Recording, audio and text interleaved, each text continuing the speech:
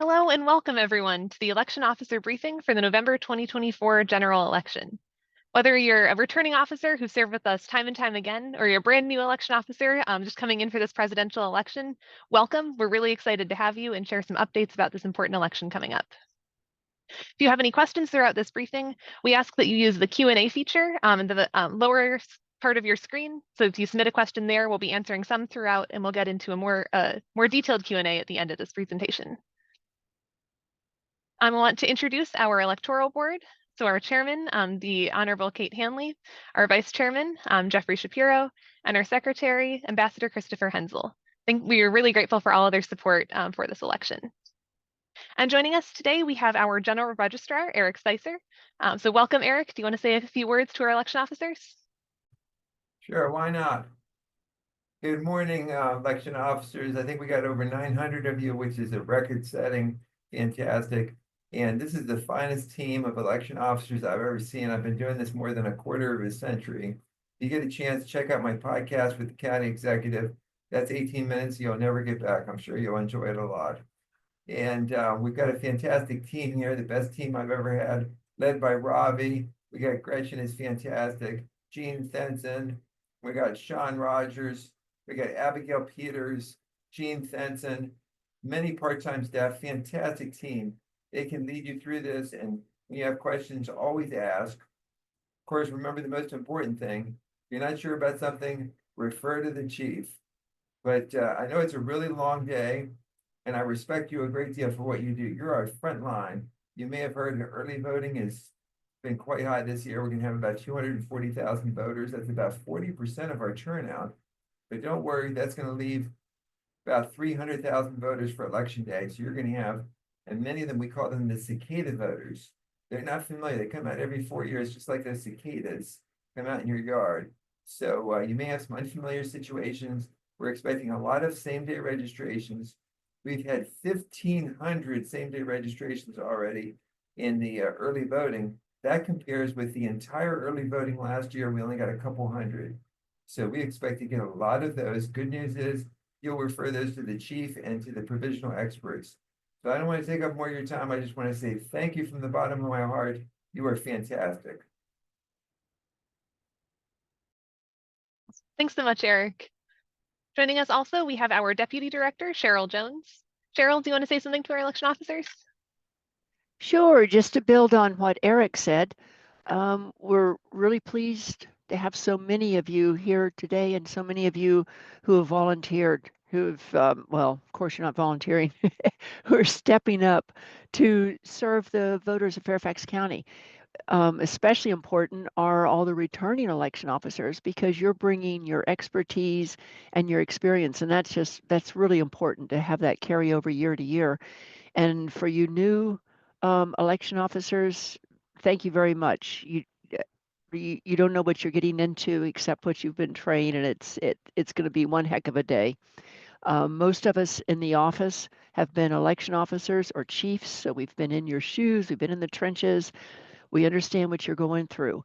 We're your support team. Remember that. We tell the same thing to your chiefs and your assistant chiefs. If you have any questions, don't hesitate to ask the chief and assistant chiefs, and we've told them, don't hesitate to give us a call. We've got people sitting on the phones all day just waiting to call us. Don't have us sit here all day and have no phone calls. We'll be very disappointed, very sad. And as Eric said, you all are the front lines of democracy in Fairfax County. You're the ones who are facing the voters, talking with the voters, checking them in correctly. And it's most important for you to follow all the instructions that you've been given.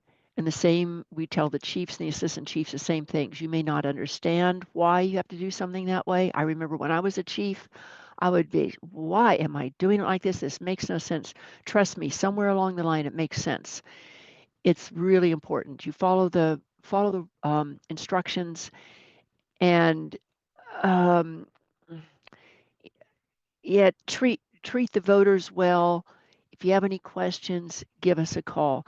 If you don't follow the instructions or the policies, it's a domino effect all the way down the line. Something is going to have to be fixed. And No one likes that. You may even be called into the office. But there are reasons behind everything we do. So again, thank you so much. We really appreciate it, and we're looking forward to having a great election day. It's going to be fun. This is, as Eric has been saying, this is our Super Bowl. All the elections in between presidential elections are just practice for the big ones. Awesome. Thanks so much, Cheryl, for all that. Getting into some of the content for this briefing, the people who are going to be leading some of these materials are on the screen. So my name is Gretchen Coleman, and I'm the Election Officer Manager here in Fairfax County. And joining us, we have our Election Manager, Ravi Udeshi, our Training and Operations Manager, Sean Rogers, our Training and Operations Specialist, Jean Tenson, and our Training and Operations Staff, Susan Burnell and Steve Wake. You'll be hearing from each of them in just a few minutes. In terms of the agenda and what we're going to cover in this briefing, we're going to give you a quick overview of what you should expect for Election Day. And then we're going to go more in depth into our check-in procedures, because that's something that all of our election officers are going to be doing a lot of over and over on Election Day. And we know you have some questions about that and want a little bit of a refresher. And then we'll get into some more specifics about what to expect in a presidential election in particular, and how that might be different than some of the elections that you've worked in the past. Then we know that you have many questions about our security procedures for Election Day. So we're going to go into how we handle emergencies and what our security precautions are in place. And then finally, we'll go into some final reminders. And then we know that you all have many questions that I see are already starting to pour into the chat, which is awesome. So we'll end up with some Q&A and make sure that we get all of your questions answered. With that, I'm going to turn it over to Ravi to get started on our overview. Thank you very much, Gretchen. I really appreciate that. I appreciate all of you for serving in this election.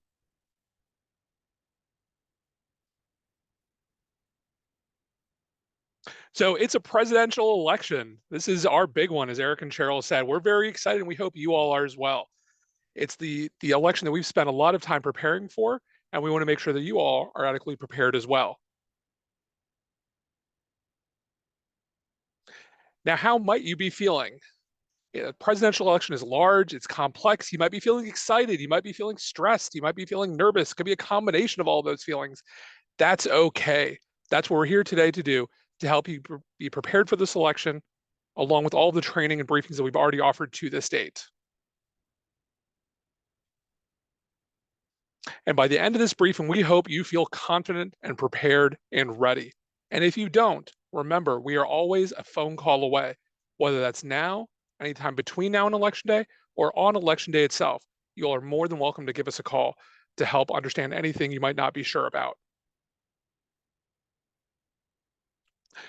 So this is a large, complex presidential election. For those of you that have already voted, you may be aware that the ballot is 19 inches long and has 6 contests on it. So that includes contests for electors for U.S. President and Vice President, a U.S. Senate contest, U.S. House contest, and then amendments and bond issues on the back of the ballot. We still have early voting available at 16 locations through this Saturday, and we've seen tremendous turnout so far at our early voting and our vote by mail. And about half of all voters will have voted in one of those methods by the time we get to Election Day. That said, we're still going to have a lot of voters on Election Day, and we expect high turnout and throughput throughout the day on Election Day, which is why we want all of you to be ready and prepared. Now, some reminders about things to do before Election Day. If you haven't already, make sure you're actively checking the Election Officer portal. You'll find training recordings, PDFs of our Election Day guides, and many more materials and other information there. You also want to try and vote early, because on Election Day, Virginia law requires you to vote in your registered precinct, and you may not be assigned in your registered precinct right now.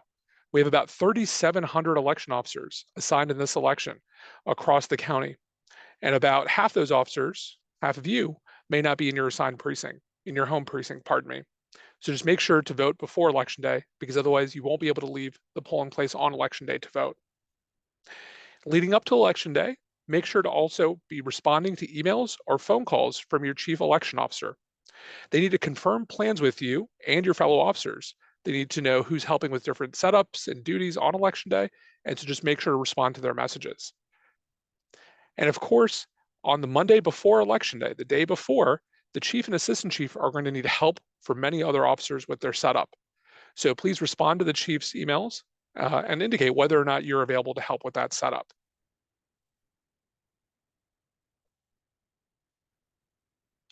As always, you don't have to memorize everything. We have lots and lots of guides, as you can see on the screen, that walk through every task or station that's required during setup or on election day.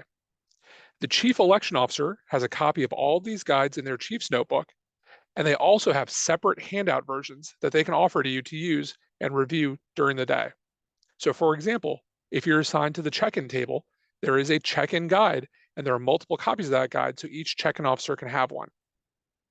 And again, these guides are also available in the election officer portal if you'd like to review them before election day.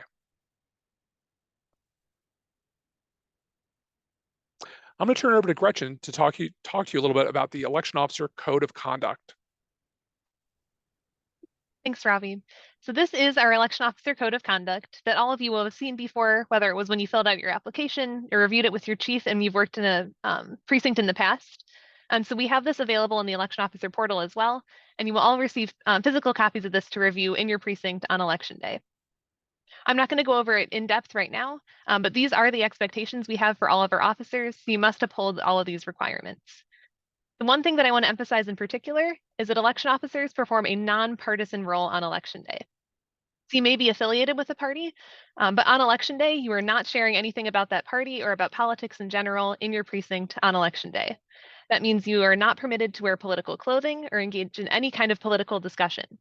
You may ask what counts as a political discussion.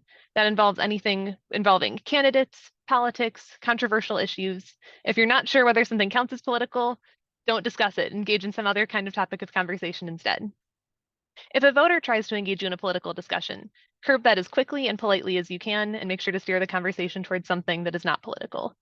If you have any questions about this, we're happy to talk through that more. You're welcome to give us a call or send us an email. But if we hear about any political discussions happening in the precinct on election day, that is something we're going to follow up with you about after, because that is something we cannot tolerate here in Fairfax County. Again, if you have any questions about this or about the code of conduct in general, please reach out and we are happy to talk you through that. Great. And with that, I'm going to turn it over to Sean, who's going to go into some check-in procedures. Thanks, Gretchen. So in this briefing here, we're not going to go through every single step of the check-in process, but we wanted to take a moment here to talk a little bit about this because this is one of the most important things that election officers are doing on election day, and that's checking voters in on the poll pad, confirming that they're eligible registered voters and that they get going on their way. So in part of that, we've gotten a lot of questions about acceptable IDs, and we're just going to talk a little bit about the process here. So when it comes to acceptable IDs, this is one of the first steps of the check-in process. And there are many different types of acceptable IDs to vote with in Virginia. Photo IDs, non-photo IDs, examples include driver's licenses, but also things like a utility bill, a confirmation document that we sent, military ID, passport, a student ID issued by a college, also acceptable in electronic form, if that's the way the college issues it. And I'm going to stop right there because I can keep going. There are 15 different categories that you can see on that ID chart for acceptable IDs. So going off of what Ravi mentioned a minute ago, we don't expect you to memorize these. You'll have a one-page list of all acceptable IDs that we have in the state of Virginia at your check-in desk. And when someone comes to vote and they present their ID, what you'll want to do is take a look at this list and see if it's on your acceptable ID list. And if you have any doubts, if it's not on the list, or if you have any doubts about whether it's an acceptable ID, call your chief or assistant chief on over so they can take it from there. Now, a lot of IDs are going to be a driver's license. That just tends to be what happens, but it doesn't have to be the only form of acceptable ID. Like I mentioned, we have a long list of 15 different categories of acceptable IDs, and there's no way that you would have to know each and every single one of them. So take a look at that list and don't get yourself turned around at the check-in table. When it comes to IDs though, talking about the check-in process, the voter has to present to you or offer to you their name and address orally or in writing. With respect to the address that's on an ID, instead of that, you're going by what the voter provides orally or in writing. So it's okay if the address on a voter's ID doesn't match what the voter says to you, so long as that address matches what you see on your poll pad. That's going to be their registered address, And so what the voter says to you, they'll say their name to you and their address. You'll confirm that their name is on their ID and on the poll pad, and that the address matches on the poll pad. So you're not confirming directly with the ID, you're matching what you see on the poll pad screen. That's another important thing I want to point out. The address should match the one on the poll pad, and you're going by what they state to you. And then there's a couple of intermediate screens from when you search for the voter to when you check them in. We're going to skip those here and show you just this screen. This is the important screen because the voter's not checked in to vote and ready to proceed until you see the success screen. So when you are looking up the voter, tapping on their record and verifying their information, you repeat back their name, confirm that everything matches, and then once you hit submit, you'll see this screen and you'll get a nice reassuring tone that plays. This is the screen you're going to want to see to make sure that every check-in is complete, the voter has been processed successfully, and then you can give them back their ID along with a ballot permit card or voting permit card so they can go on over to the ballot table, get that 19-inch ballot and head to the voting booths. So with that brief overview of the check-in process and a comment about IDs, I want to talk a little bit about eligibility. We've gotten a couple of questions on this, so we want to take a moment to mention something here. Voter eligibility, so things like citizenship or things like felony adjudication or things like that, everything required to be an eligible registered voter is attested and handled during the voter registration process, which is happening all throughout the year. In the precinct on election day, those voters who've already gone through the registration process and made all those attestations have been registered and entered into the statewide voter registration database, and they'll be on your poll pad. What you're doing in the precinct is checking in voters who are on that poll pad and who present an acceptable ID from that acceptable ID chart. If a voter is not on your poll pad, or if they don't have any form of ID, or if you're not sure if you can accept it, or if you have any concerns or questions, or if you're unsure at all, that's when you call over your chief, who can take it from there with the voter and see what options, work through the voter situation to see how they can best assist that voter. So I wanted to mention that's sort of two different things that are happening, voter registration and voting on election day. And so these are IDs to vote on election day, or just when you go to vote. A couple of additional notes about acceptable ID, going back to that for a moment. A voter's name on their ID doesn't have to exactly match how it appears on the poll pad. And you'll see this is not too uncommon. If my name is William, for example, but I tell you my name is Bill, that's okay, so long as you're sure that that is substantially similar and you're confident that that's the voter that you have there. So in short, nicknames are okay. If a voter offers another acceptable form of ID or any form of acceptable ID, you shouldn't ask for their driver's license instead. If you've served before, you may know that a driver's license, and as I mentioned, a driver's license is going to be the most common ID that people tend to use. It's also sort of the easiest to work with because you have the option to scan the barcode on the back to look up the voter faster. But just because a voter doesn't present their driver's license doesn't mean that we can ask them for that. If a voter presents anything on the acceptable ID chart, they've satisfied their requirement, you'll just have to look them up manually. So you'll just need to type in part of their name to search the poll pad for that voter, and then continue with the process from there. So don't ask them for the driver's license if they've otherwise satisfied their voter ID. They've given you another form of acceptable ID. And then finally, as I said, if someone doesn't have an acceptable ID, call on over your chief or assistant chief and they'll take it from there. I want to really stress not to turn away a voter if they don't have their ID. So don't say things like, go on home and get it and come back. No, send it on over to your chief or assistant chief because they'll take it from there. They'll know what to do with that. We don't want to turn them away just because they weren't ready. There's additional steps that the chief and assistant chief can walk through with them. Speaking of, those voters would be something that we call non-routine. And there are many different ways that a voter can be non-routine. You can see here on the screen a lot of different colored bars and pop-ups and prompts that could be on your poll pad. These would be pertaining to voter statuses. So say something's going on with them, they have requested an absentee ballot, or they have something else going on with their voter status. Or they're a voter who doesn't have their ID, or perhaps they need assistance, they need to fill out another form. There are many different ways a voter could be a non-routine voter. And a non-routine voter is just a voter that you can't proceed with. They don't match that, they don't match what I just sort of described with presenting their acceptable ID, stating their name and address, matches the poll book, you repeat their name and you check them in. Those are routine voters. Non-routine voters are when something in that sequence you can't proceed with. So if you have a pop-up on the poll pad or if you have any situation that I just described, you feel empowered to call over your chief or assistant chief. They will work through the resources that we provide. They've received much additional training for how to work through voter situations, and they'll be able to determine how best to assist those voters, or give our office a call if they're unsure either. Like we said earlier, we're here to support and make sure that voters are getting the best option that applies to them. So to bring it home, you're handling these routine voters. And just remember, when in doubt, you can send them on over to your chief or assistant chief. So see, just bringing that point home here, if there's ever any time that you feel unsure, you're not sure if you can accept an ID, or if you have any of those non-routine voters, or if you need to take a break, any reason that you need to call over your chief or assistant chief, feel empowered to do so. While we're here in this section, I'm going to talk just a little bit about curbside voting. That's something that we get some questions about. So we want to take a moment to mention here curbside voting procedures, not necessarily in depth. What I want to mention, because again, we get a good amount of questions about this, is curbside voting as an option.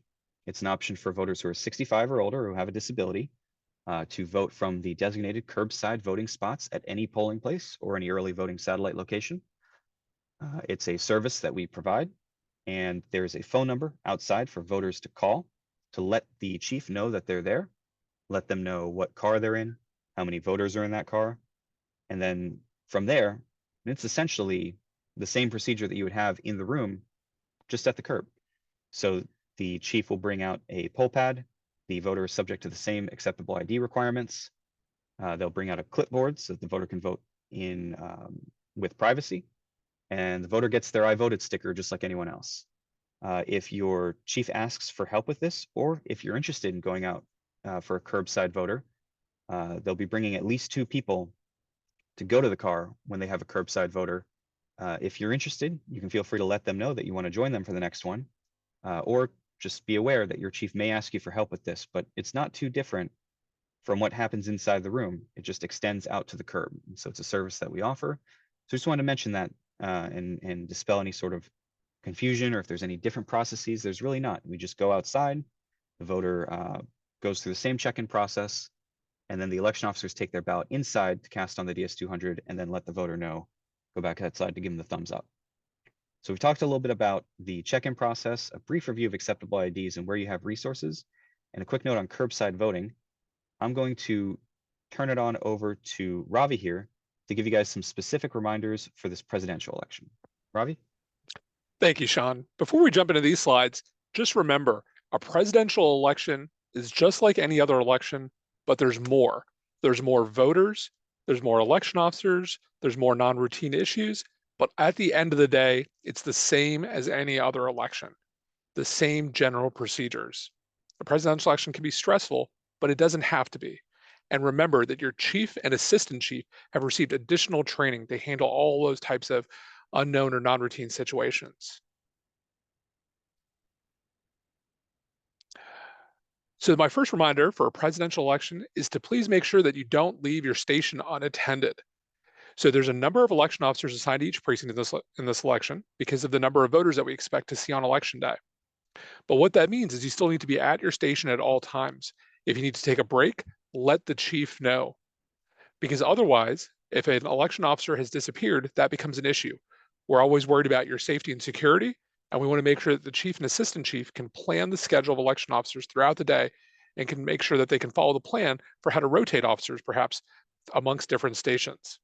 As you can see on this layout here, we have a number of different officers in this polling room, including 2 provisional specialists. So this is a position that used to be known as an SDR specialist. It's now called a provisional specialist. These 2 individuals will be helping the chief and assistant chief with all provisional and same-day registration voters. So you're going to see them next to the chief's table most of the time. But other than that, the other stations around the room are the same as past elections.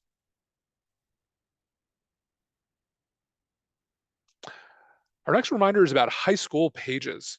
So in November general elections, we're fortunate to have high school students who are interested in the civic process serve as high school pages. And precincts may see 1 to 2 high school pages in the morning, and there might be 1 to 2 high school pages in the afternoon. So there might be different pages in the morning versus the afternoon.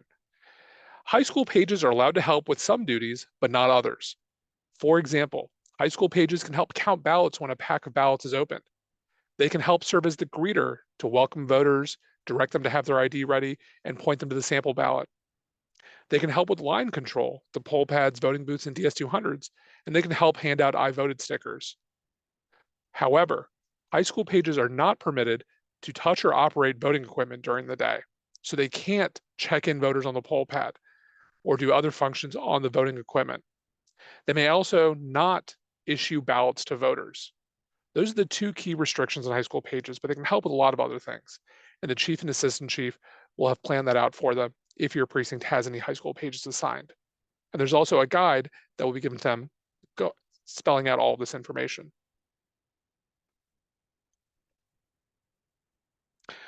Now, one thing we see in some November elections, including this presidential election, are constitutional amendments and Fairfax County bond issues on the ballot. And to help voters with this, we are legally required to provide brochures and flyers that explain the amendment and bond in plain English. So in each precinct, you're going to have a trifold brochure about the proposed constitutional amendment. That brochure will be available in 4 languages: English, Spanish, Vietnamese, and Korean. There will also be bond flyers in English, Spanish, Vietnamese, and Korean about the 2 bond issues on the ballot. On one side of the flyer, it'll have information about one bond, and on the other side of the flyer, it'll have information about the other bond.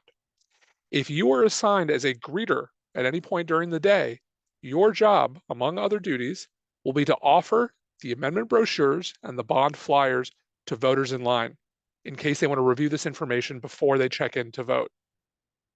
If you're positioned near the DS200s, your job is going to be to collect those materials back from voters.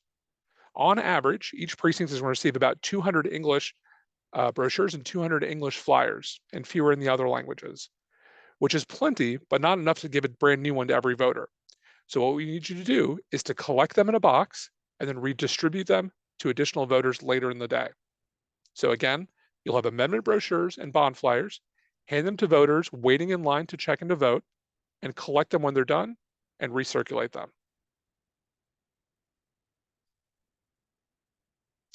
In this election, there are a couple of different ballot types. There are a couple special ballot types that a small percentage of voters may need to vote, and those are available on the express vote. That's in addition to any voter who chooses to vote on the express vote. So we want to provide a brief reminder about the express vote procedures, which there's also a guide for that the chief will attach to the express vote station. So just as a general reminder, an election officer first inserts a blank card into the express vote. An election officer selects the different ballot type, and it'll be full for most voters.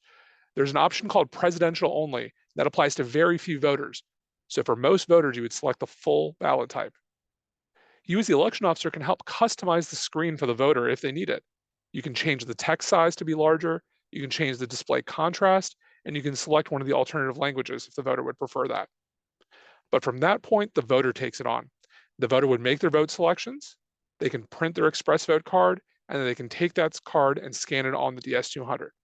So again, if a voter needs to use the express vote ballot marking device, just because that's their choice, or because of a special type of alternate ballot style they need to vote, an election officer would help them with that process. This is usually the chief or assistant chief, but it could be you if you're assigned as the ballot officer during the day. There's a few different people you can expect to possibly see in your precinct on election day. So let's go through them. First, our news media. In a presidential election, we get lots of interest from media that want to come and see the operations at various precincts. News media may visit any precinct for a reasonable and limited period of time. They're allowed to conduct live interviews with voters outside the 40-foot prohibited area. So they need to be at least 40 feet away from the entrance to the voting room building. Media are not allowed to film or photograph any person in the voting room who asks not to be filmed or photographed, whether that's an election officer or a voter. And if you have any questions or issues as it relates to media, always check with your chief or assistant chief. Next, we're going to see some international delegations and other visitors in this election. These are individuals who may be authorized to visit specific precincts We usually send them to some of the locations that are marked on that map, but there are certain delegations or organizations that may be authorized to visit any precinct, and the chief or assistant chief will take care of that. They would review an authorization letter offered by the delegates or visitors. As with media, these individuals are not allowed to film or photograph anyone who does not want to be filmed or photographed. And if you have someone who arrives that says they're there as an authorized visitor, send them over to the chief or assistant chief. Next, we have authorized representatives. Authorized representatives, or more commonly known as poll watchers, are an official and welcomed part of the election process. Just like voters and election officers are part of the election process, so are authorized representatives. Authorized representatives would represent a party or independent candidate on the ballot, and they're allowed to be in the voting room. They could be sitting behind the check-in tables and to see the poll pad screens. But if they have any questions that they're asking you about, send them over to the chief or assistant chief. They should always talk with the chief or assistant chief, not with you, if they have questions or concerns. And they're also welcome to contact their political party or the Office of Elections directly for anything that may arise. And for your part, if you have any questions or issues, you can always check with the chief or assistant chief. I feel like a broken record, don't I? It's anytime you have a question or issue, just check with the chief or assistant chief. Finally, just a reminder about the closing procedures process. So we've worked with chiefs and assistant chiefs to further optimize the closing process in this election. And we've worked with them to adjust the order of tasks to hopefully get you out of there a little bit sooner. But there is one part of this process that requires your assistance and help, and that is the closing numbers worksheet. If you served in the June election, then that was the first time we used this form, and you may have already done this. The closing numbers worksheet is a single form where we record all the different numbers from the different voting equipment and envelopes and other materials used during closing procedures. This is after 7 o'clock on election night. Whatever task you're performing that you're assigned to perform on election night, let's say it's closing down the poll pads, there's a number that you may need to record. In this case, how many voters were checked in throughout the day. And the guides that you have will instruct you to record that number on this form, the closing numbers worksheet. So you can see all those different guides with the red headers there. There's one form that's shared amongst all the officers of the precinct, so someone else may have it. Just walk over, ask them to write down the number, and go ahead and write down the number. The reason we use this form is it makes it much easier and faster for the chief to then input all these numbers to the statement of results, which is kind of the official document, the official record of the voting process in your precinct. So what we've done this year is we optimize this process. You as regular election officers will write all of your numbers on this worksheet, and the chief and assistant chief then have them all in one place to copy them much more quickly to the statement of results form. So again, that's our closing process, and that's a number of other reminders for things that are different about a presidential election or just that have changed this year to be ready for a large general election. Now with that, I hope you feel prepared and ready for the things that are different in a presidential election, but we also want you to be ready for anything else that may come up. And with that in mind, I'm going to turn over to Gretchen. Great, thanks, Rafi. And so before we get started on our emergency procedures, I want to just give a little bit of context that there's not any emergency or particular issue or threat that we're anticipating is going to happen in the precincts on election day. We just want to be prepared for anything that may come up. So again, there's not a trend that we're particularly worried about. We just want to make sure that you have all the information and know what our precautions are to make sure that everyone is safe and secure on election day. So in this section, they're going to quickly go into what our office response looks like in terms of emergencies, what your role is in reporting emergencies and preparing for emergency situations, and then give a little bit of context for some of the different types of emergencies that may come up. So to get started, this is what our office emergency response looks like. We've been preparing for months to make sure that we've thought through the different contingencies and we've collaborated with the relevant agencies to make sure that we are ready to have a fast and coordinated response to any emergency situation we are made aware of. So before Election Day, we held a pre-election security meeting with a variety of different agencies all across the county, from the police to transportation to anyone else who has a stake in the election process, to make sure that we're all on the same page about what our emergency response looks like. We've also done some hands-on practice. So we've had interagency and nationwide tabletop exercises. Tabletops are essentially a kind of simulation where we get a practice scenario and we practice making sure that we're aware what our role is and how to respond. So we've done one all across Northern Virginia, and we had several staff participate in a nationwide tabletop exercise as well. And finally, we're doing really robust staff emergency response training. So when an issue is called in from one of our precincts, we've trained all of our staff who are going to be responding to those issues so they know their role and how to prepare for an emergency situation. On election day, we have a number of different pillars of support in place as well. The first, in our office incident command center, the room where we are responding and coordinating our response to different issues in the precinct, we have a police liaison present with us there as well. So the moment that we are notified about an issue, the police is aware as well, so they can start deploying appropriate resources effectively. More broadly, across the county, we have the Emergency Operations Center is going to be fully mobilized on election day. So that's leadership from several key agencies in Fairfax County, such as the police, the fire department, and others, are aware of any issues that come up, and they're going to be working together to deploy response as well. And finally, our 911 call center is very prepared for any emergencies that may get called in as well. They know all of our different polling places and their addresses, and they have the contact information for the chiefs and the assistant chiefs. So if an emergency is called into a precinct or called in from a precinct, they're going to be aware where that is, aware that it's related to the election, will be able to prioritize and respond appropriately. Of course, that only is helpful if we are notified about an issue. So that's where you all come into play. So if an emergency happens in your precinct, you guys need to let us know immediately. So if there is something where their immediate attention is required and you need 911 assistance, 911 is your first call. We want to be looped in, but make sure that you get that situation taken care of first. So start with 911. If there's an issue that doesn't require public safety assistance, but still requires an urgent response from the office, we have a line dedicated to emergency support, the 703-324-4101. We'll send that all to you all as well before Election Day. That is the number to call to report an issue to the office. And so we ask that you use this not just to let us know about an issue, but also to provide regular updates on the situation. If there's any developments or any changes, we need to be kept in the loop so we can calibrate our response accordingly. So again, for immediate assistance, call 911.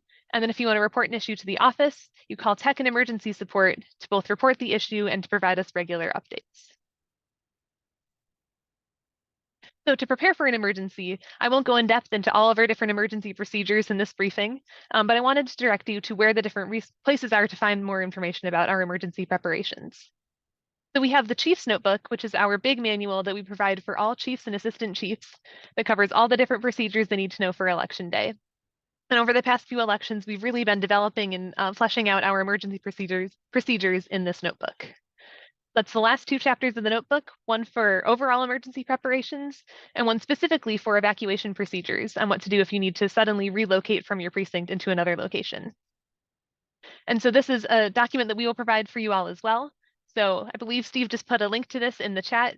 So you're welcome to look at that here, and we will send that out over email to you as well. So again, the chiefs and the assistant chiefs are already briefed on our different emergency procedures, but I encourage you all to read through this information as well so you're prepared for what our emergency response looks like on Election Day. And so I won't go into all those procedures in depth, but there are a few that I want to highlight so you're aware of how we're handling emergency situations. The first one is what to do in the case of a power outage. And that's something that you might not realize, but all of our machines have a battery backup. So if the power goes out due to severe weather or anything else that might happen in your building, you can continue voting as normal for at least a few hours. And so by the time you've placed the call into the office and we're able to get you the appropriate resources, voting will continue without much disruption at all. However, if the machines stop working, we do have contingencies in place for that as well. So if the poll pads to check in voters are not working, we have a backup paper poll book. So you'll go old school and start checking in voters on paper, and all of that will be in the Chief's flat kit. If the DS200 scanners are not working, we have the auxiliary compartment, which is below the scanner part of the machine, that second cabinet in there. And so voters will deposit their ballots in the auxiliary compartment. In case of a medical emergency in the precinct, so that would happen if there's a medical incident for an election officer, a voter, or anyone else who might be present in the polling place, you would first call 911, make sure that they get the assistance and the care that they need. If you're not sure whether it rises to the level of 911 or you're not sure what kind of medical response is needed, err on the side of caution. We would much rather they get the help they need and over-prepare than have an under-response. After you've called 911 and the immediate emergency is taken care of, we ask that you capture as much information as possible on this paper medical incident report form that we're providing as a new resource to all precincts on election day. This captures the important information that we need as an office to follow up and make sure that the individual is taken care of.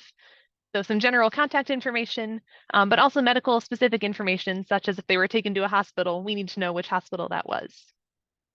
So again, the first thing to do is make sure they get the care they need, but then to the extent possible, follow up with documentation so we can make sure to provide assistance to the individual after the emergency as well.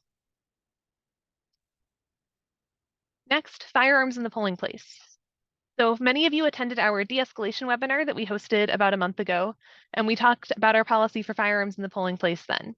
Wanted to let you know that we've heard your feedback loud and clear. We heard from many of our officers they weren't comfortable with the options we provided them of how to handle a situation if a voter brought a firearm into the polling place. We've thought really carefully about this and updated our procedures to make sure that you have the options that you need to respond to the situation.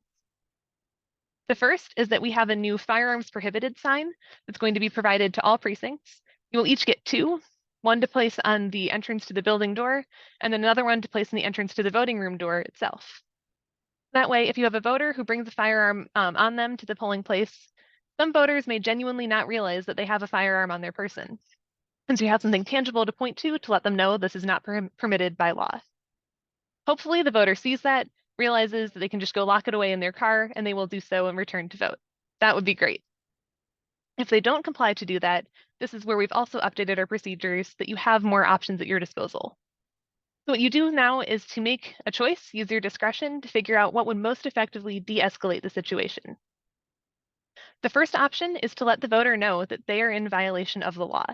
You can let them know that you will call 911 and then follow through and actively call 911 if they do not remove their firearm from the premises. Your second option is to have the voter get in and out of the building as quickly as possible.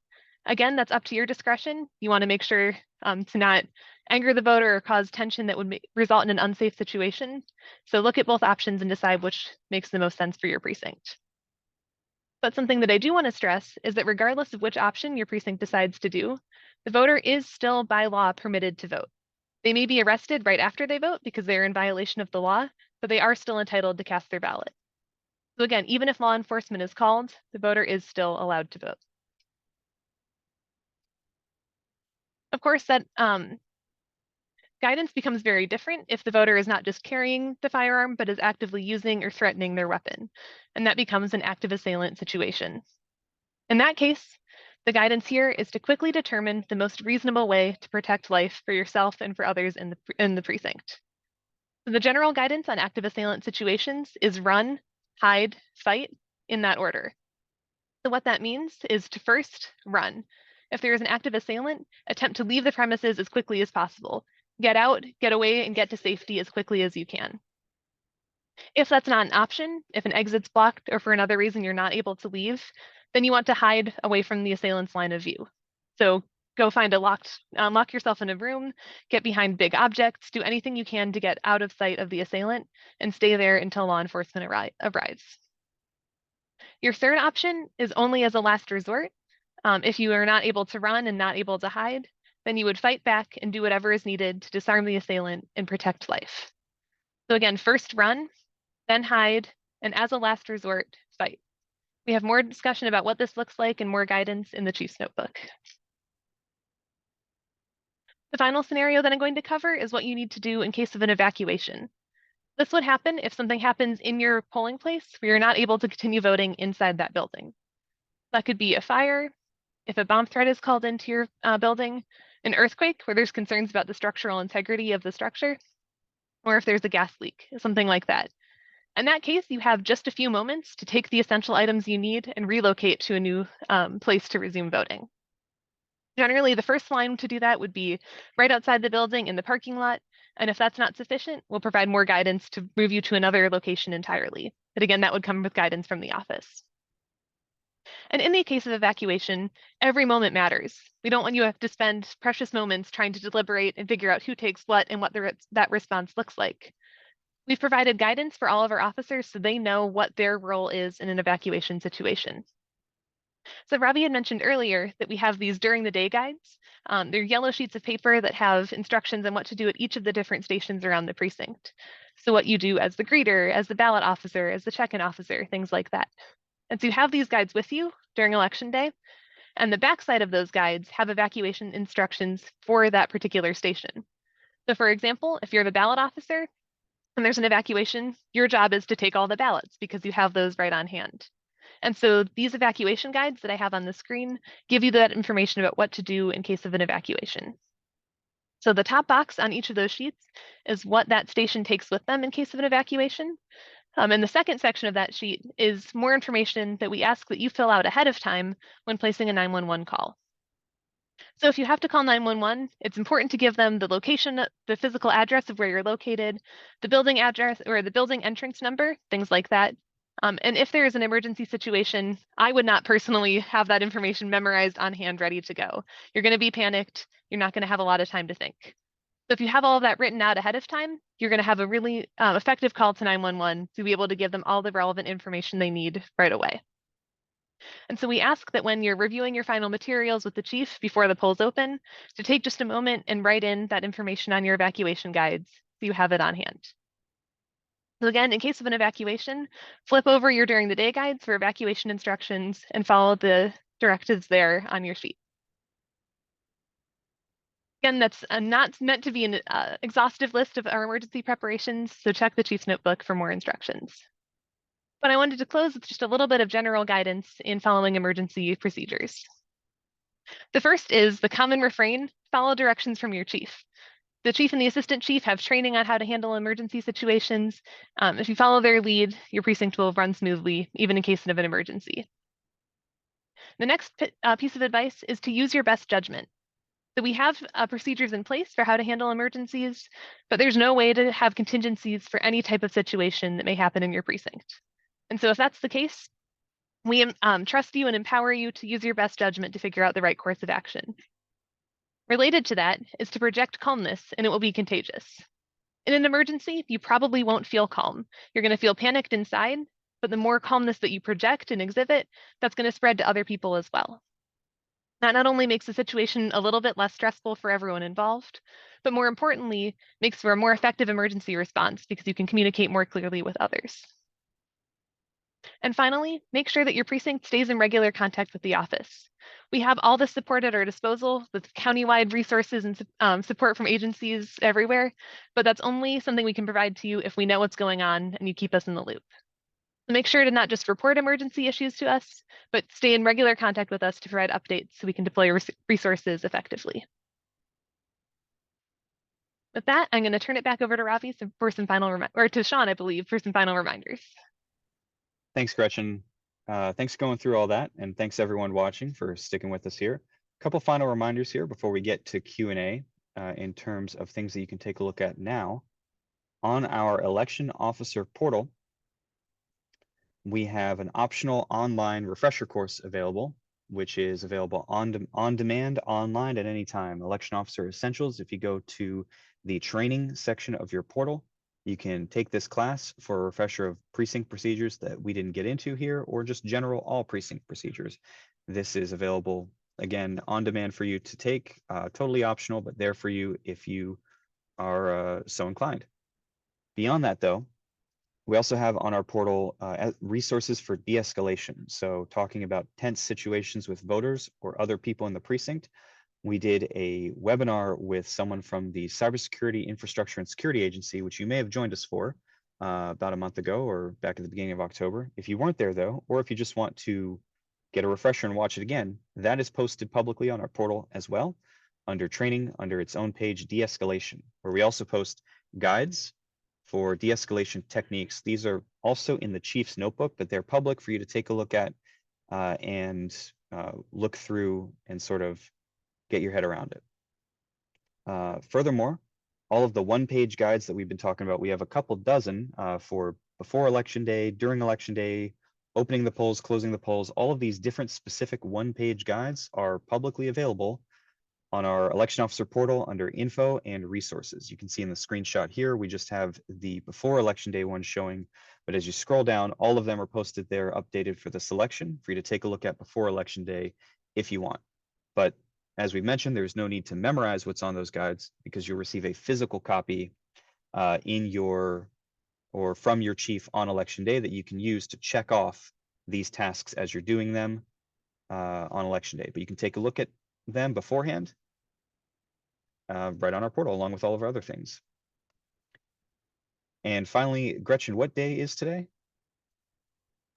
Today is a very important holiday. It is Vote Early Day. For those of you who don't know, just like we've got a holiday for National Voter Registration Day, we've got a holiday for voting early. And so today, if you haven't done so yet, it's a great opportunity to go cast your ballot ahead of Election Day. As Ravi mentioned earlier, if you're not assigned in your home precinct, you cannot vote on Election Day because you need to vote in your home precinct on Election Day. So your best option is to go vote early. We've got early voting locations available. Steve just put the link in the chat for that now through Saturday. So find a time that works for you, but make sure to get out and vote early.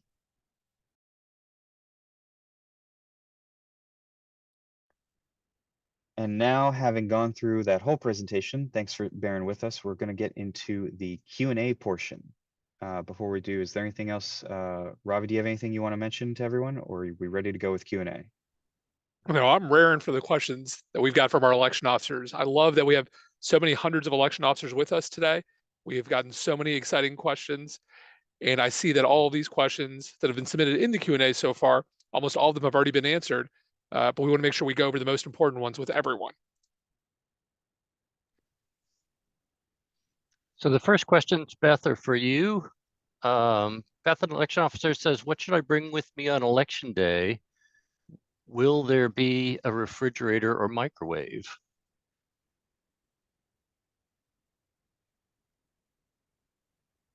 So I can take that. So an Yes, election go ahead, officer. Rob. There you go. Oh, go ahead, Beth, if you're there. Go ahead. Sorry, it took me a minute to make sure I had all my audio and everything on. So the question is, I would say that the chief will be able to answer that question for you if a refrigerator or a microwave will be available at your polling place. I just want to say not all polling places are the same. It's not a one size fits all. So there are some locations that would not be able to provide that type of equipment. So the chief who has been to the location, the chief and assistant chief, would be able to let you know if you need to bring a cooler or not bring anything that needs to be warmed up. And Beth, in general, they asked, what should they bring with them on election day? Okay. Because you can't leave your polling place, you should plan to bring everything that you'll need for the day. This would include food. It could be, you'll be pretty busy, but if you want to throw in a magazine, just in, when you take a break, you could bring that.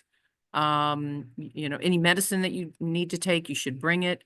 This doesn't restrict you, say, if you forgot something, to make a call and have somebody bring something you've forgotten to the polling place. You just can't leave to go get it. So no Starbucks breaks or McDonald's runs or anything like that on election day. And Beth, one more for you. What is the dress code for election officers? The dress code is, I encourage you to wear something that's comfortable. We stress also business casual. You are representing the not only the Office of Elections, but putting the best face forward for the voters in Fairfax County. You may not wear political attire, which includes buttons, t-shirt, a hat, in any type of campaign slogans. You're not permitted to wear that. I would wear comfortable shoes because you will be moving around a bit, as you change from working the poll pads, and then maybe you'll go outside to check signs or the 40-foot prohibited area, making sure everything looks good out there. Dress in layers, because those of you that have worked before do know that sometimes the rooms are a little chilly, sometimes they're a little too warm. So make sure you have appropriate layers. Once again, making sure you bring a jacket in case you go outside for any reason. Okay, my next questions are for Cheryl. Cheryl, how do we handle voters who are removed from the rolls because they're supposedly non-citizens?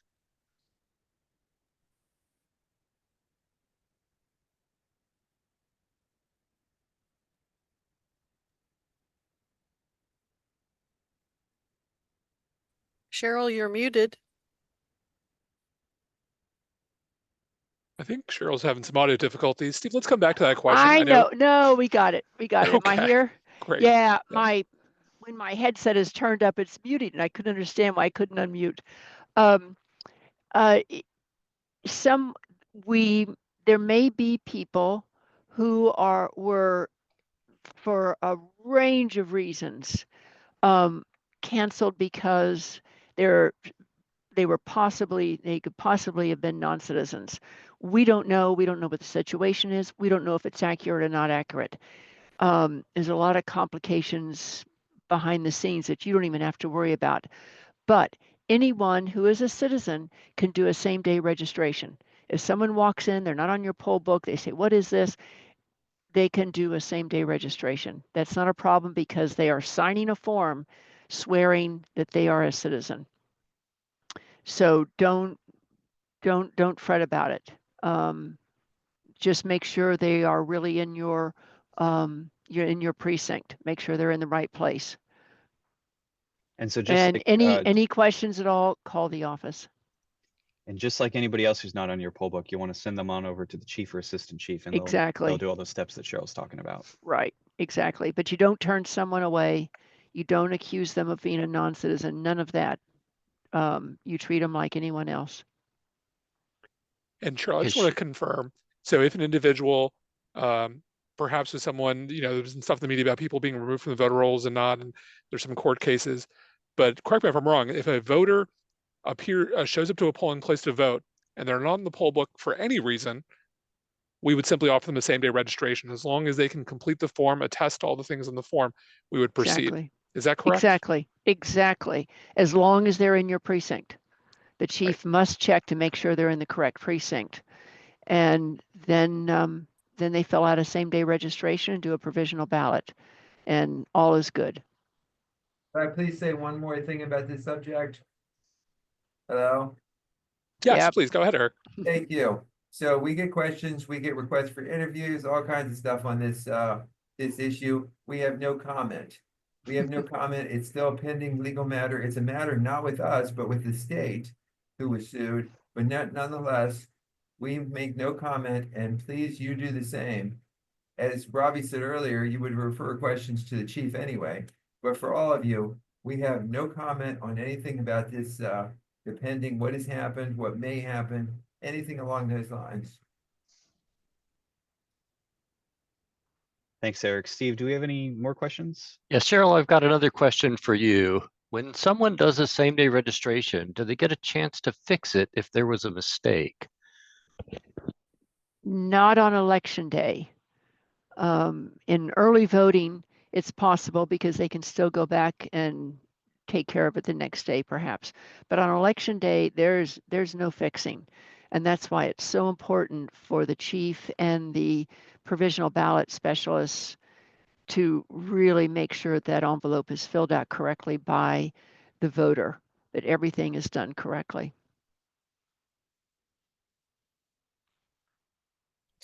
The voter, I was going to say, I could add that voters are allowed to come in and present their case to the electoral board after the election. And this information is given to them on a flyer when they fill out their provisional ballot. But that's beyond your control. And that happens after the fact, after their provisional ballot's been turned in. Okay, now we have some questions for Gretchen. Gretchen, we've had several people ask when they should expect to hear from their chief. So our chiefs have been reaching out. They received their rosters of officers a few weeks ago. So at this point, hopefully all chiefs have made at least their first contact of officers. But we know that not everyone has had the chance to do so yet. So if you haven't heard from your chief yet, please send us an email and we'll make sure to get you in contact with them. So again, if you haven't heard from your chief yet, please send us an email. And email us at electionofficers@fairfaxcounty.gov. Sounded like that was Jean's next follow-up question. So thank you for that. Actually, no. I've got a couple of questions here about collector officers. There's a variety of positions within the precinct, and some people are this thing called a collector officer. What do they do, and why do they leave the precinct early? Yeah, so collector officers during the day perform the same functions as any other regular election officer in their precinct. So they rotate among the different stations, they check in voters, they work at the ballot table, everything like that. And then their role gets a little bit different during the closing procedures. So their goal is to take a couple essential materials. So the thumb drives from the DS200s, they take the provisional envelopes, they take the ballot drop box or the absentee ballots from the drop boxes, and they return all of that back to the Fairfax County Government Center. They end up leaving the precinct pretty early. So as soon as they've packed up those important materials, generally around 7:30 or 8 o'clock, then they drive together in the same car with the other collector officer back here to the government center to return the materials.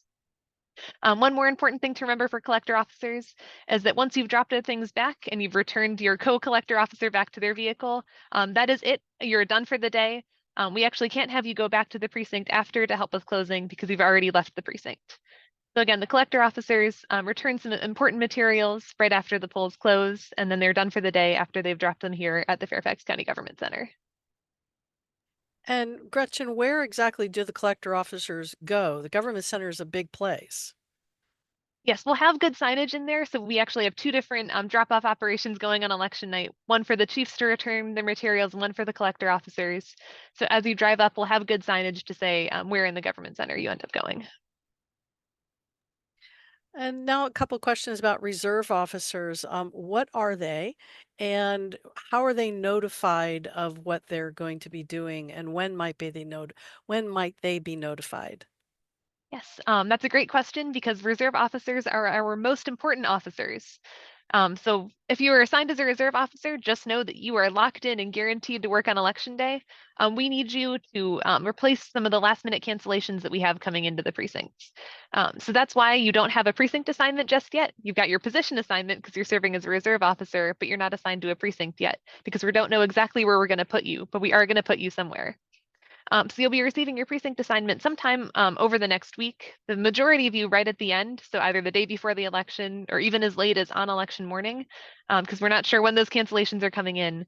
But you'll be placed, we'll try to get you as close to home, but it depends on where those cancellations end up. So we'll end up placing you somewhere around the county to fill in for last minute cancellations. Can I, as an election officer, call the office if I have a question on election day? Yes. So if you have any questions about procedures or if any issues come up in your precinct, we want to know about them. So generally, the chief and the assistant chief are the officers making the calls into the office. But if they're busy or if you have a question yourself, you're more than welcome to give us a call. We just ask that you loop in your chief and your assistant chief so everyone in the precinct is on the same page about the information coming from the office. But anyone is welcome to give us a call. We'll send out the specific numbers in the chat and we'll give them to you over email as well. But for any general questions or questions about policies and procedures, you would call that same number you've been calling to ask about your election day assignment. So 703-324-4735. And if there are any equipment specific issues or to report an emergency, we have a separate line for that, 703-324-4101. We'll provide you more information for that as well. All right, so now we've got some more questions for Sean. Sean, can you talk a little bit about the situation where a person comes in with their absentee ballot but wants to vote normally? Sure, What is I'm sorry, go ahead. I was going to say, what does the election officer do there? Sure.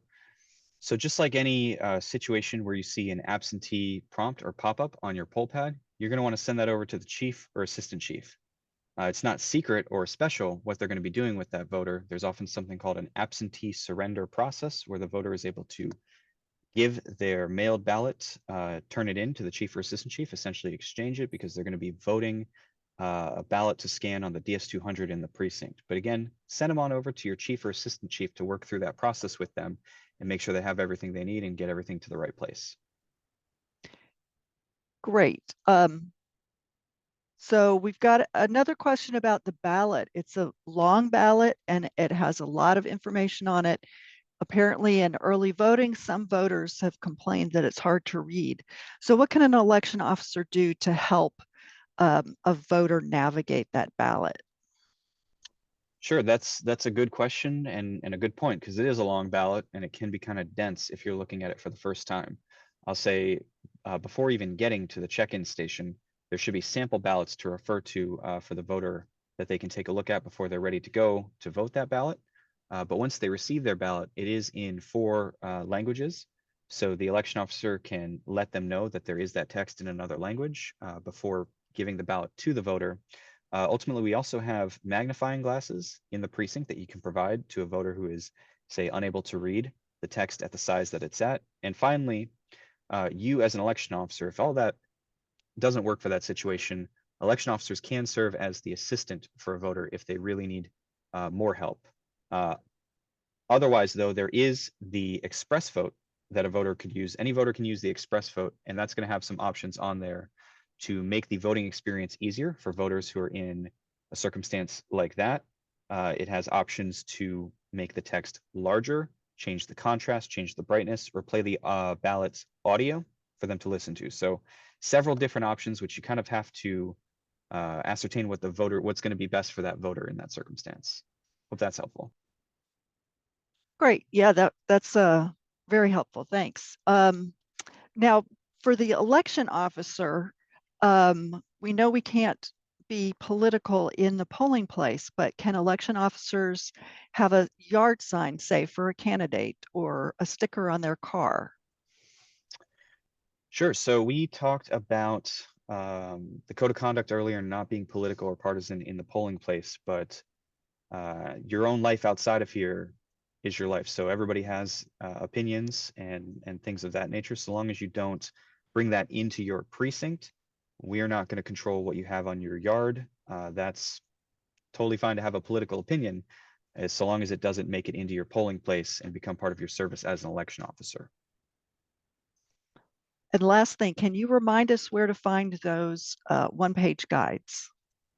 Sure, if you just head on over to our portal, that's portal.electionofficers.com. Up in the top right, in the upper right side of the screen, there's a section that says info, and click that drop down, you'll see resources. That's where all those guides are posted. Each and every one that we offer, all there under resources. And then if you check the chat of this webinar, we've also posted a link there too that you can click on while you're here. Great. So now I've got some questions for Ravi. We've had a few questions about driver privilege cards. So if a DMV ID, a driver's license, scans successfully, do they still have to look back at whether it's a privilege card or not? That's a great question. So in short, let's start with the basic procedure. If a voter offers a DMV issued identification card, then your job as the check-in officer is to scan it on the poll pad. If it scans on the poll pad, you may accept the ID. If the ID does not scan, then you would refer that ID to the chief and they would take it from there. And they would look into why perhaps it didn't scan on the poll pad. Now, in regards to the question about driver privilege cards in general, we just want everyone to be aware the DMV issues 2 forms of identification that are completely identical in appearance. One is a driver privilege card and one is a limited duration license. Of those, one is not acceptable for voting, a driver privilege card, whereas the other one, a limited duration license, is acceptable for voting. Chiefs and assistant chiefs have been briefed on this, and they would handle it if any voter presents an ID that doesn't scan on the poll pad, and that could be one of these 2 IDs. So we appreciate your questions and concern about this, but just remember, if an ID scans on the poll pad, then you can accept it. And if it doesn't, refer it to the chief for further processing. Great, thanks for that. Can an election officer provide language assistance even if they're not an official language officer? Sure. So if a voter specifically asks for assistance and there's someone there who is a language officer, then that would be the first individual we would want to provide that language assistance. But if that is not available, and if perhaps the election officer knows better, maybe it's the neighbor, maybe something along those lines, then another election officer could provide language assistance. But be careful, we don't want someone who has not been assessed for their language skills and assigned as a language officer to represent themselves in that way. Separately, you may have high school pages who speak another language, and if a voter asks for assistance from a high school page, that is permissible. And do you have to do an assistance form in that situation? So if a voter is receiving assistance from an election officer, by definition, the election officer is 18 years old or older, and they would have to complete a request for assistance form.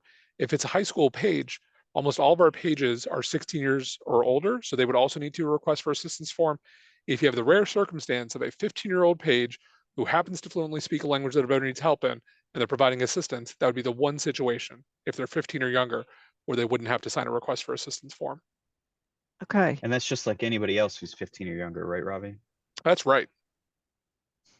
great. So, few questions about authorized representatives and poll watchers. Basically, how do election officers know if somebody is an authorized representative, and what can those representatives do in the polling place? Yeah, I love these questions. So authorized representatives, and as I said, more commonly known as poll watchers, they're a part of our election process. We have a great relationship with our local party committees, and they let us know sometimes where we might expect to see authorized representatives. In terms of the process when they check in, an authorized representative does have to have a signed authorization letter from the party that they're representing, and they would give that authorization letter to the chief election officer. And in exchange, they would receive an ID badge that they put on for the day while they're working as an authorized representative. So there is something they have to provide to the chief, and the chief then gives them a badge. And then can they look over your shoulder when you're checking in voters? Can they talk to you? Can they talk to voters? What's their restrictions? Sure. So per guidance from the Virginia Department of Elections, authorized representatives are allowed to sit behind the check-in table, not next to you at the check-in table, but behind you at the check-in table. And they are permitted to see what's on the poll pad screens. What you're not obligated to do is to repeat a voter's information, or if they say, hey, what does that screen say right now? You're not obligated to provide that information. They can sit behind, they can listen, they can watch. If they have any questions or concerns, they need to direct them to the chief or assistant chief. There is not an absolute prohibition on talking to other individuals, but we want them to talk to the chief or assistant chief because they're the folks that can best answer any questions or concerns that an authorized representative may have. So also a couple of questions about voters' clothing. Can voters wear political clothing, hats or t-shirts or pins in the polling place? Sure, so let's split this apart. You as election officers are not permitted to wear political paraphernalia, right? When you're working as an election officer, you're not allowed to wear clothing that has the logo or name of a political party or candidate. That's election officers. Voters, on the other hand, are permitted to wear any type of political paraphernalia or other clothing that they may so choose. What they're not allowed to do is to actively campaign in the voting room. So if someone comes in wearing, let's say, a t-shirt with the name of a candidate on the ballot, that's okay. If they come in and start telling people, hey, you should vote for this person, that is not permitted. All right. And then someone's asking for clarification on the scanning the driver's license. Is the election officer checking for that, or does that go to the chief? Sure. So I think this is a question about some of the elements on the IDs, and do they need to look for, like the restriction codes or other limited duration and things like that. So again, keep it really simple. If someone offers you a DMV ID, a driver's license, try to scan it on the poll pad. If it scans, you can accept it. If it doesn't scan on the poll pad, then refer to the chief for further processing. Ravi, I think the question was more in the context of, I believe they were trained to do a manual lookup. So does that mean they should no longer do a manual lookup if it doesn't scan? Yeah, so if a DMV ID does not scan on the poll pad, go ahead and refer to the chief. Okay, that's all I have. Jean, do we have any more questions? We do not. There have been some fantastic questions. We really appreciate them. All right, well, excellent. Well, thank you so much to all of you for joining us. We had more than 1,000 election officers that registered for this briefing today, and we're so happy that so many of you joined us today. We really appreciate your time, and more importantly, really appreciate your commitment and service to your communities. It really takes a wonderful group of people to serve their neighborhoods and their communities in this way by stepping up to serve as an election officer. We have, I believe, more than 1,000 first-time election officers serving in this election. We're deeply appreciative of all of you that are doing this for the first time. And we also love all of you who have been serving for many years and coming back to serve in this presidential election. We've had tons of great interest and turnout so far in this election, and we expect that to continue all the way through Election Day. As always, if you have questions or concerns, feel free to email us at electionofficers@fairfaxcounty.gov or to give us a call. We're going to be working here every day, including this weekend. We're more than happy to get back to you quickly on any questions that you have. And as we've been saying throughout this briefing, do check the information in the election officer portal. All the different one-page guides and other materials that we've referenced are all available in the election officer portal right now. And so you can take a look at those, familiarize yourself with them before Election Day. But even if you choose not to do that, that's okay, because the chief will give you those handouts when you need them on Election Day. With that, on behalf of everyone here in the Fairfax County Office of Elections, I want to say thank you very much for serving as an election officer. Thank you for joining us for this briefing today, and we hope you have a great and wonderful Election Day. Thank you, everyone.